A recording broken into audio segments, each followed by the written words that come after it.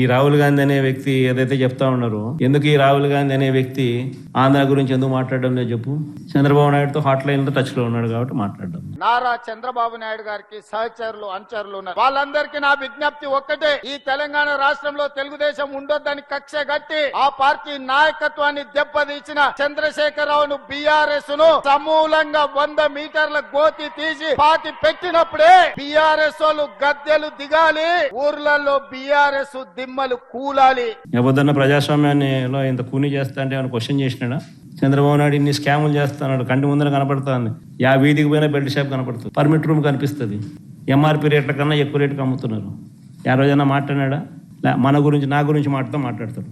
ఎందుకు చంద్రబాబు నాయుడు గురించి ఎందుకు మాట్లాడు? కారణం హాట్ లైన్.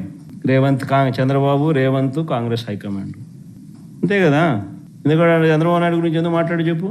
ఆ రాహుల్ గాంధీ ఆంధ్ర గురించి ఎందుకు మాట్లాడు చెప్పు. ఆంధ్రాలో అంతకన్నా పెద్ద జరిగింది కదా, ఇవి మాట్లాడుతున్నారు. స్కాములు, ఓటు చోరీ, ఇంకోటి అంటున్నారు కదా. మన ఆంధ్రాలో జరిగింది కదా, మన ఎందుకు మాట్లాడు? 12.5% మాట్లాడు. ఎందుకంటే హాట్ లైన్ చంద్రబాబు నాయుడు, రాహుల్ గాంధీ, రేవంత్ రెడ్డి. వీళ్ళ పార్టీలు, వీళ్ళకు ఎజెండా.